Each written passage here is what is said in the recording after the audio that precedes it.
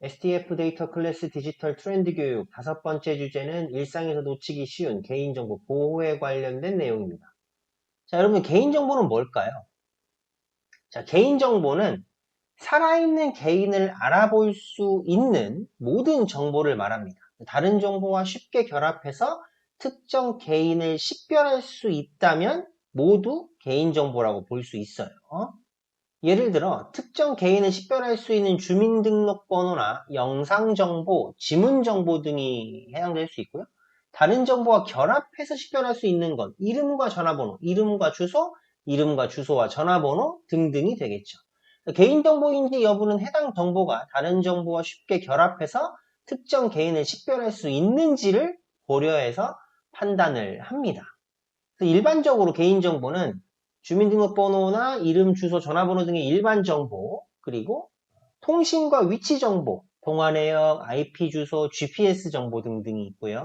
사회적 정보는 교육 정보, 근로 정보, 자격 정보 이런 거 다 뗄 수 있죠. 학교 다녔던 이력, 어느 학교를 다녔는지, 졸업은 어떻게 어디서 했는지, 학점은 어땠는지, 성적은 어땠는지 등등 다 전산화되어 있고, 때에 따라서는 개인이 SNS상에 공개를 하기도 하고 등등으로 이제 노출되기도 하고요. 일을 하고 있는 근로에 대한 정보, 자기에 관련된 정보 등등도 개인정보로 볼 수 있습니다. 그리고 기호와 성향, 신념과 사상 등의 정신적인 정보 또한 개인정보로 볼 수 있고요. 신체정보, 의료 건강정보, 그리고 개인의 신용, 부동산과 주식에 관련된 재산적 정보 또한 개인정보라고 볼 수 있습니다. 근데 우리는 거의 이제 개인정보와 함께 하루를 산다고 해도 과언이 아니에요.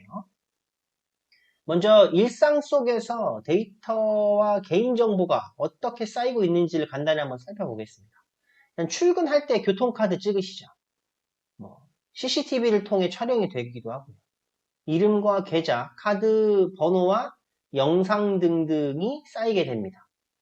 SNS 활동하시면서 아이디 패스워드, 사진과 동영상 등등이 개인정보라고 볼 수 있고요. 사무실에 출입할 때 전자카드로 찍어서 가시거나 지문정보로 출입 등록하시는 회사들 많으시죠?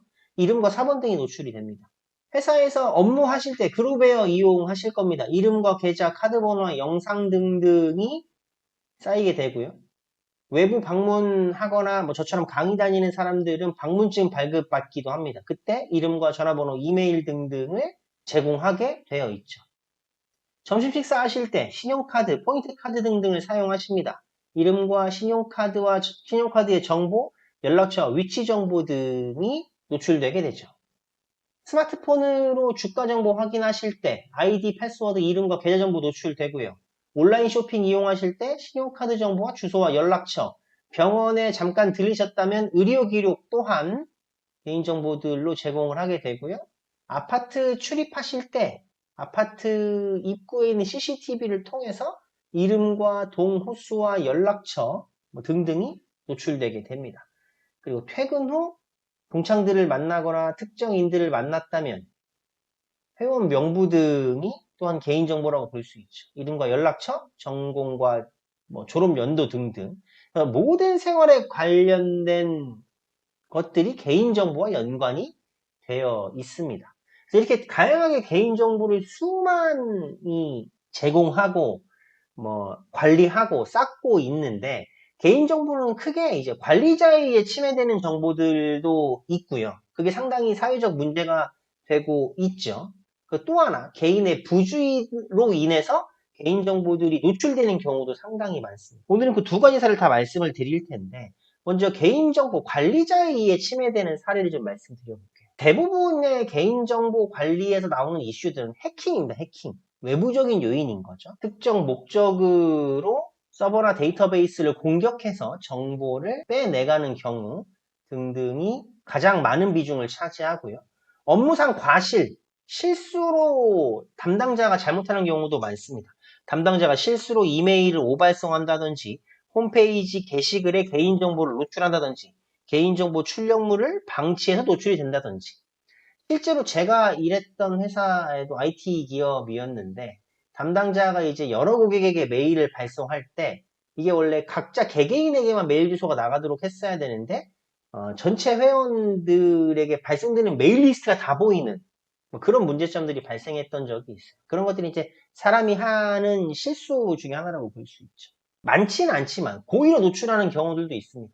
퇴직 전에 USB로 개인정보를 다운로드 받아간다든지 업무 담당자가 지인에게 무단으로 정보를 제공한다든지 개인정보 파일을 매매한다든지 하는 등등의 이런 개인정보 유출로 인해서 손해배상 소송에 휘말리거나 기업 이미지가 실추되는 경우들도 많이 있습니다. 대표적인 사례로는 홈플러스요. 홈플러스가 개인정보 유출로 손해배상 판결을 받은 그런 사례입니다. 개인정보 유출 피해국의 1067명을 대상으로 해서 피해자들한테 1인당 5만원에 30만원씩 총 8,365만원을 지급하라는 판결을 했는데 실제로 요 글이 이슈가 된 적이 있는데 판사님은 이 글씨가 정말 보이십니까? 라고 하는 글이었어요.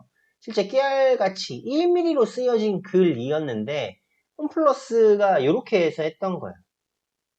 고객들에게 경품 추첨해준다고 하는 명목으로 받은 종이에 이런 보험 마케팅을 위한 정보 제공 동의를 이렇게 체크하도록 강제한 거죠. 이벤트에 참가하면 보험사의 DB가 넘어가는 그런 문제였습니다. 개인정보 유출로 손해배상 및 이미지 실추를 당했었고요. 또 하나 이제 요즘에는 대부분 인터넷에서 많이들 뭔가를 구매하고 하시니까 인터넷 쇼핑을 통해서 개인정보 유출 사건이 많이들 발생을 합니다. 이제 인터파크의 사례인데 2016년도에 개인정보 유출 사건으로 방송통신위원회로부터 45억 상당의 과징금을 부과받았어요.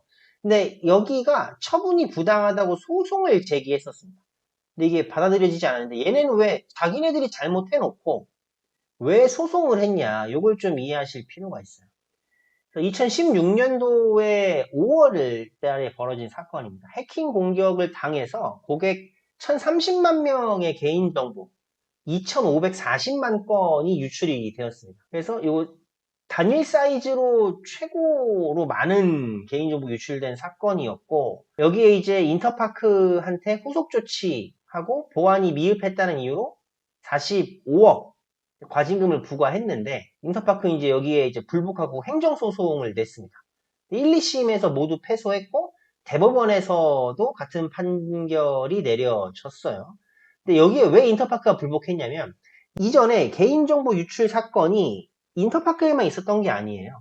뭐 카드사 3사 여기에서도 카드사들이 개인정보 유출한 사건이 있었는데 이때는 뭐 1,500만 원, 1,000만 원 이런 사이의 벌금으로 그쳤었고 네이트와 싸이월드 이용자의 개인정보 유출된 사건에서도 대법원은 아예 이제 SK 커뮤니케이션즈 운영하는 회사에 대해서는 배상 책임 없다 이렇게 판단을 했는데 그건 이제 과거의 이야기였고 점점 개인정보 유출에 관련된 중요성, 사회적 심각성들이 강화되고 있는 중요성이 인식되고 있는 상황이었기 때문에 그전보다는 상당히 무거운 처분이 내려졌던 거죠. 갈수록 개인정보 보호에 대한 사회적 인식이 중요시 또한 강화된다는 걸 볼 수 있는 판례였고요. 지금은 훨씬 더 강화됐습니다. 많은 기업들이 의무적으로 특정 규모 이상의 기업이 되면 이제는 정보보호 총괄 책임자, 그러니까 임원급 C레벨로 정보보호 보안 책임자 등을 두는 정도로 중요시 되고 있죠. 실제로 개인정보 보호를 위해서 국가와 그리고 기업, 개인들 또한 각각의 역할과 책임이 좀 있을 수 있습니다. 먼저 국가는 개인정보 보호를 위한 시책, 이걸 수립하고 시행하는 역할을 좀 해야 되고요. 정보 주체, 권리 보호를 위한 법령 등을 정비할 필요가 있겠죠. 그리고 개인정보 보호, 자율규제 촉진과 지원하는 역할 등이 있을 수 있습니다. 기업 또한 개인정보 보호 조직을 구성하고 정책을 수립하고 지침을 강화하는 이런 준비를 해야 될 거고요. 정보 주체의 개인정보 보호를 위한 안전성, 그리고 조치, 법규 준수 등을 해줘야 되겠죠. 그리고 개인정보를 취급하는 사람들에 대한 정기적인 교육과 훈련 등이 필요합니다. 이것뿐만 아니라 개인 차원에도 굉장히 중요한 게 여러 가지가 있어요. 개인정보가 얼마나 중요한지, 그리고 피해 구제 방안이 어떻게 되는지 이런 것들 좀 아실 필요가 있고요. 생활 속에서 개인정보를 보호하는 노력들을 좀 하실 필요가 있습니다. 제가 앞에 이제 개인정보 관리하는 주체의 실수로 나온 사례를 말씀드렸는데, 그것보다 요즘에 더욱 심각한 건 개인들이 자기 정보를 잘 관리하지 못해서 생기는 개인의 부주의가 상당히 많이 곳곳에서 발견이 되고 있습니다. 국가와 기업만큼 중요한 개인들의 노력이 좀 필요한데, 개인정보 침해의 상당수의 원인은 개인의 부주의가 많습니다. 이게 지금 기사 중에 하나였는데, 뭐냐면 이게 많은 사람이 이용하는 SNS, 요 방문자 수를 알려준다는 명목의 사이트였어요. 그래서 방문자 추적기라는 사이트고 좋아요 올리기라는 메뉴가 있는데, 잘 모르는 분들은 내 SNS에 누가 방문했는지가 궁금하니까 여기에 이제 아이디랑 비번을 넣고 접속을 실제로 해본다는 거예요. 그렇게 로그인 한 번 하면 순식간에 개인정보가 빠져나간다. 많은 사람들이 궁금해할 만한 정보를 이용해서 이용자를 속여서 사이트에 접속하게 만든 뒤 개인정보를 갈취하는 사이트들이 성행하고요. 그 밖에도 뭐 이런 타임라인을 통해서 개인정보가 계속 노출이 되고 있죠. 개인정보가 얼마든지 노출이 되고 하루의 일과가 거의 고스란히 담겨 있다고 볼 수 있습니다. 그리고 광고 문자, SNS의 게시글, 사진 등을 통해서 개인정보 유출이 심각한 상태입니다. 실제로 SNS에 항공권 이렇게 쳐보잖아요. 보딩 패스 이렇게 쳐보면 자기의 이름과 정보들이 나온 항공권을 심심치 않게 볼 수 있습니다. 자기 이름은 지웠다고 해도 QR코드 같은 게 남아있으면 그거 찍으면 해당 탑승권의 소유자에 대한 정보가 굉장히 많이 들어가 있는 페이지로 막 접속이 된다거나 개인정보를 많이 얻을 수 있는데 절대로 이런 것들 하시면 안 된다. 자, 다음은 이제 스미싱 이런 걸 통해서도 많은 개인정보들이 노출이 됩니다. 희망회복자금, 뭐 방역지원금 등등으로 요즘에 정부에서 지원하는 그런 사업들인 척 하면서 문자 메시지에 악성 앱 주소가 포함된 문자 메시지를 발송하고 거기에 이제 이용자가 악성 앱을 설치하도록 유도해서 뭐 정보를 해킹해가는 뭐 이런 형태 등도 많이 피해 사례로 나오죠. 그래서 웬만한 문자 메시지 같은 경우는 제대로 정보를 확인하고 개인적으로 조금 관심을 가지고 걸러내실 필요가 있다는 거 말씀드립니다. 자, 이렇게 얼마나 많은 개인정보들이 인터넷상에 노출되는지를 보여준 사건이 있어요. 혹시 들어보셨는지 모르겠지만 인공지능 챗봇이라고 했던 이루다라고 하는 서비스가 있었습니다. 얘가 뭐였냐면 2020년 12월 23일, 그러니까 2020년 12월 말에 스타트업 기업이 출시한 20대 여대생 컨셉을 한 챗봇이에요. 2020년 6월 베타 테스트를 하고 6개월 뒤에 출시가 됐는데 개인정보 유출 사건 등이 논란이 되면서 출시된 지 단 3주일 만에 서비스가 종료가 되었습니다. 이루다라고 하는 챗봇이 학습한 데이터가 온라인의 SNS나 뭐 커뮤니티나 이런 데에 있는 데이터들을 학습을 한 거예요. 그래서 거기서 학습한 데이터로 가장 적절한 답을 하는 건데 주소 뭐 이런 것들이 SNS상에 되게 이제 공공연하게 올라가 있는 정보들이 너무나 많다는 거죠. 심지어 계좌번호까지. 인터넷에서 거래하시면서 계좌번호 올리거나 뭐 이런 거 많이들 하시잖아요. 아무렇지 않게. 그런 걸 학습하면 이루다가 의도하지 않았다 하더라도 그 정보가 채팅상에 고스란히 이제 제공이 되었던 거죠. 익명화 시키거나 블라인드 처리하거나 하는 기술적인 문제로 잘못한 것도 있지만 그만큼 온라인상의 개인정보들이 너무 아무렇지 않게 많이 제공되고 공개되고 심지어 개인들이 공개하고 있다는 걸 알려준 사례이기도 합니다. 그래서 개인정보가 이루다 서비스에서 관련된 쟁점들은 뭐 필수 선택 동의 항목, 이용 목적 부합 여부, 적절한 가명 처리 여부 등이 다 지켜지지 않아서 서비스 3주 만에 중단 결정을 내리게 되었습니다. 자, 그럼 이렇게 많이 일상적으로 공개되어 있는 개인정보 어떻게 관리를 해야 될까요? 일단 가장 근본적인 해결책, 개인정보 타인에게 알려주시면 안 됩니다. 그러니까 많은 젊은 친구들이 하는 개인정보에 취약한 행동 중에 하나가 뭐냐면 넷플릭스나 왓챠 같은 이 OTT 서비스들을 한 사람이 이제 아이디를 구입을 해서 나눠서 보는 경우들이 있잖아요. 그래서 그냥 그렇게 해서 나눠서 볼 때 아이디랑 주민번호를 다른 사람 이름으로 들어가가지고 보도록 하면 되는데 개인정보를 이제 뭐 특히 넷플릭스, 왓챠 등의 OTT 서비스를 하면서 이게 비용이 발생하는 경우들이 있으니까 자기 아이디로 보라고 이렇게 편하게 알려주기도 하는데 타인에게 이제 개인정보를 노출하시거나 아이디랑 비밀번호를 공유하시면 근본적으로 좋지 않다. 이렇게 타인에게 개인정보 알려주지 않는 것 등을 좀 생활화하실 필요가 있고요. 두 번째, 온라인 공유 폴더에 개인정보는 저장 안 하시는 게 좋겠죠.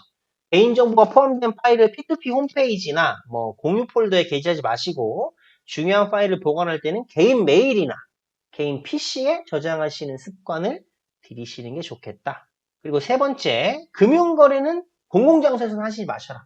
PC방에서 계좌 이체하신다든지 뭐 공공용 PC에서 금융 업무 보신다든지 하는 건 최대한 안 하시는 게 좋겠죠. 금융거래는 되도록 안전한 개인 PC나 휴대폰으로 하시는 것이 좋겠다. 공공장소에서 결제하거나 계좌 이체하시는 건 하시지 않아야 된다라는 거고요. 출처가 불분명한 파일 다운로드 받지 않는 게 좋습니다.